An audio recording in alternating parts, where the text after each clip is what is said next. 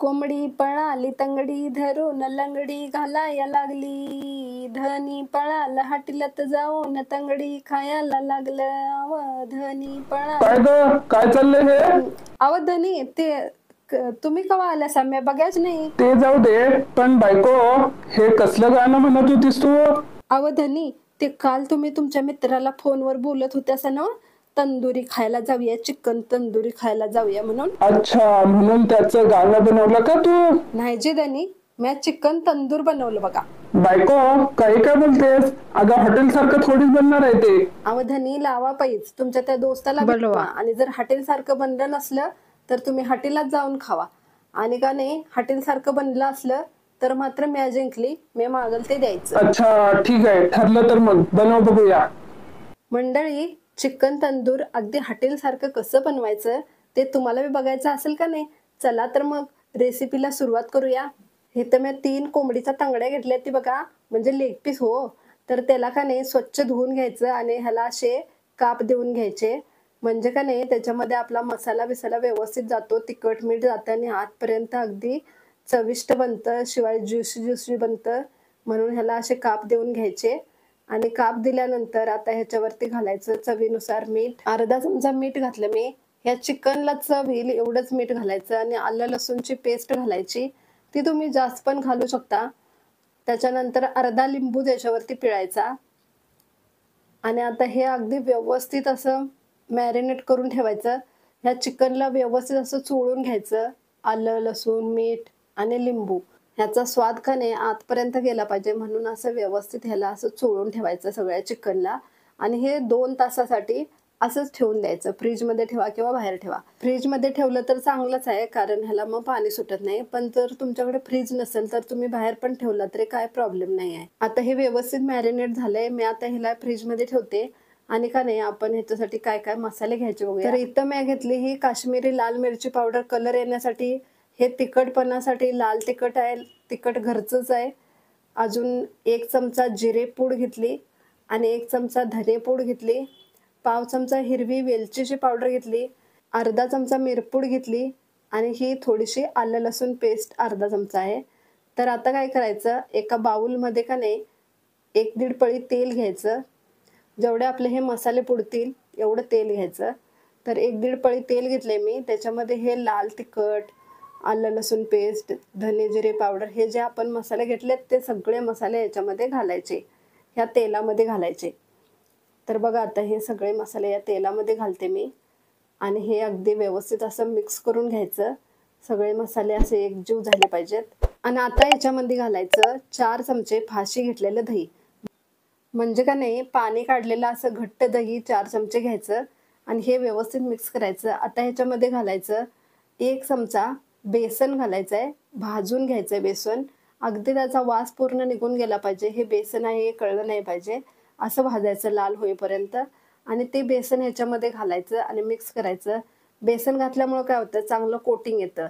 आणि आता आपल्या मसाल्याला चव येईल एवढंच ह्याच्यामध्ये मीठ घालायचं आणि अर्धा लिंबू पिळायचा. आणि हे आता व्यवस्थित असं एकत्र मिक्स करून घ्यायचं, एकजीव करून घ्यायचं. आणि आता या मसाल्याची टेस्ट बघायची, तिखट मीठ व्यवस्थित आहे का, कारण आपण काय कोणी मास्टर शेफ नाही.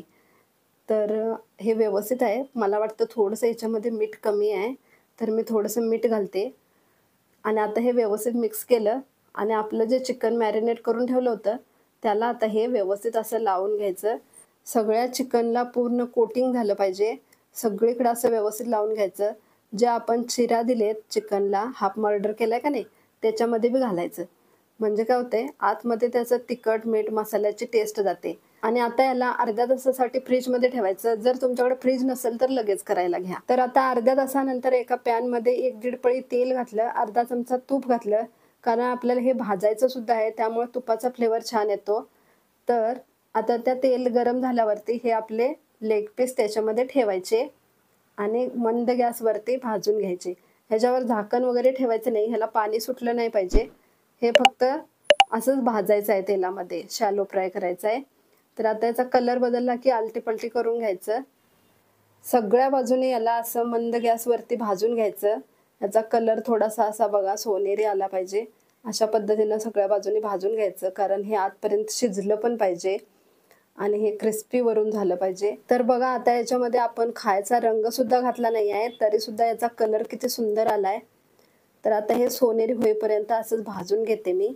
आपण याच्यामध्ये भाजलेलं बेसन घातल्यामुळं हा मसाला चिकनला अगदी परफेक्ट चिकटून बसलाय, तो सुटलेला नाही अजिबात. आता हे शिजलंय का बघायचं, चमच्याने चेक करायचं. चमचा जर घुसत असेल तर शिजलंय म्हणायचं.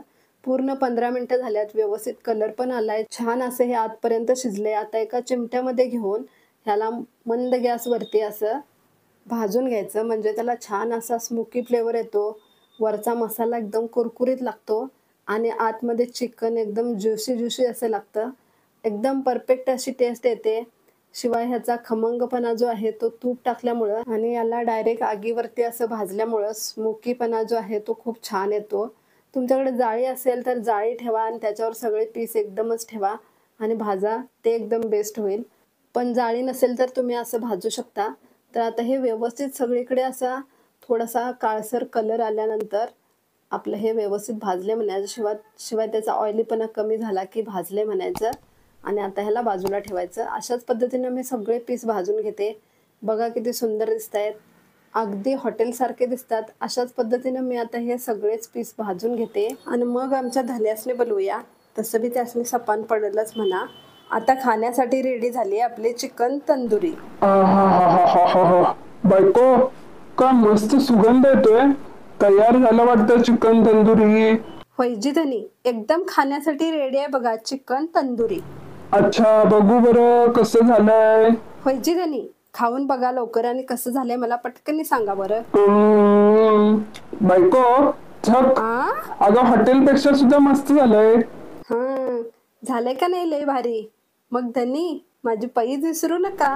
अरे यार, काय आता. धनी आव काय म्हणल्याचा. तर पाहिलं मंडळी, आपलं चिकन तंदुरी बनवून कसं रेडी झालंय. आतपर्यंत असं ज्युसी झालंय, दिसायला सुद्धा लय भारी आहे, कलर सुद्धा छान आलाय आणि तिखट मीठ मसाला अगदी आतपर्यंत गेलाय. खायला सुद्धा टेस्ट एकदम मस्त आहे. तर तुम्ही सुद्धा असं नक्की करून बघा आणि कशी झाली रेसिपी मला कमेंट करून नक्की सांगा. पुन्हा भेटूया नवीन रेसिपी घेऊन. तवरता राम राम.